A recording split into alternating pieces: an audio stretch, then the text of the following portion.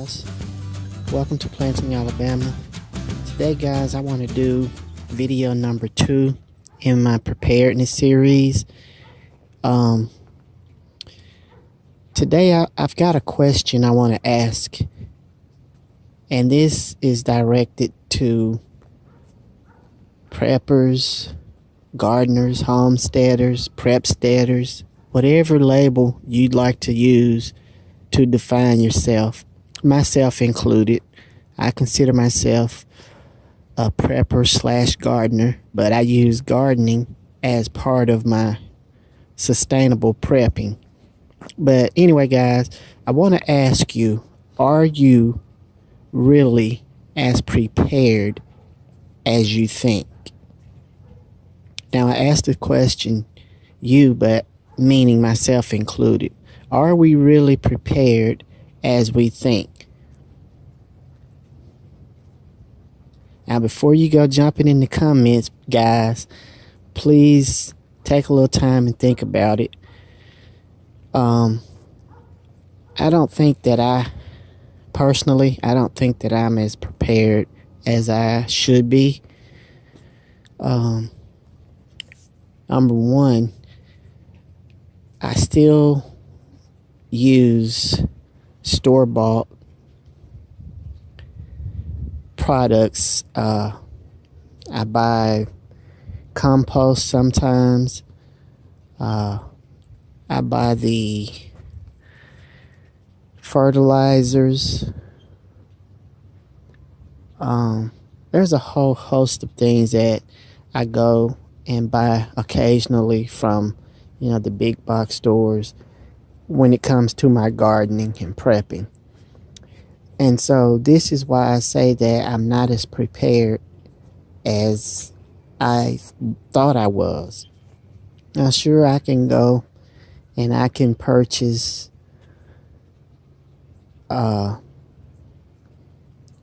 plenty of gallons of water, cases of water, cases of canned food, MREs, the different meals that you can prepare, and all that's fine, guys. I encourage you to do that if you haven't already. I do it. But what happens when the STHF hits, or some sort of a life-changing event happens here in the States? You no longer can go to your big box stores.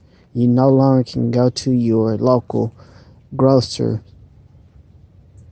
the farmer's co-op, all these places where we're used to running down and grabbing something real quick and coming back preparing a meal. What happens when all that is gone?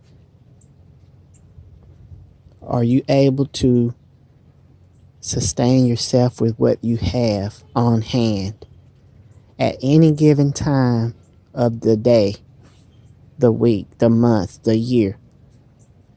Can we sustain ourselves from what we have on hand? Just a thought here. For me, gardening, can I continue to grow big, lush gardens without having to go and purchase fertilizers at my local hardware or co-op? Because, guys, if we're constantly consuming our preps, constantly consuming our gardens, eventually the gardens aren't going to produce as well. Now, you may grow some food. Your garden may do okay for, a couple of years, but without being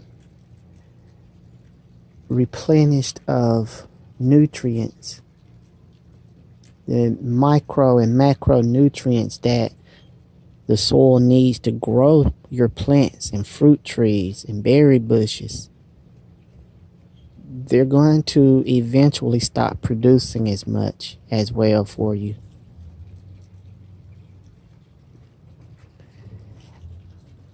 The raised beds, the container gardening, this is all good because I see, and I'm pretty sure you guys do too, on a daily, how our weather patterns are changing. We're having to constantly relearn, basically, how to garden within our zones. You know, some of us have been gardening longer than others, and even those who've been gardening for 10, 20 years or longer can't deny the changes that are occurring with our weather patterns. I mean, it's just ridiculous. You know, one day you're in the 70s and the next you're down in the 30s for a high. This is ridiculous, guys. I mean, and container gardening, that's good, but what happens when you can no longer go and buy potting soil or potting mixes and fertilizers? Are you going to be able to continue to grow food for your families? It's just a thought. You know, I was looking at having to get fertilizers. I've done a video about making your own fertilizers, and these are ingredients that you have on hand. I haven't put that video up yet, but I'll be linking it. I'll be posting it here pretty soon. But guys, I just want us all to think about this. You know, there's some advantages and disadvantages. For myself, you know, I consider myself to be more of a traditionalist when it comes to my gardening, meaning that I prefer to till my soil, you know, use leaves, paper, that type thing, old kitchen scraps and all that to put in my soil and plant directly into my soil, as opposed to raised beds and container gardening. Those are nice. Matter of fact, I just did a video on raised beds where I put some in only because I needed to utilize a portion of my yard that is constantly flooding out when it rains. So the raised beds help me utilize that part of my yard. But if not for that, I would definitely stick to traditional gardening. And so I just want us all to think about these things. And please, guys, leave a comment down below. Let me know what you think. Are you in a position to be self-sustainable when it comes to your gardening? Meaning, if everything shut down, will you still be able to provide a bountiful crop without having to purchase fertilizers and composts and potting mixes and potting soils and all of these things? It's become so commercialized, but that's going to be a different subject. That's going to be talked about in my next video on preparedness. So guys, leave a comment down below.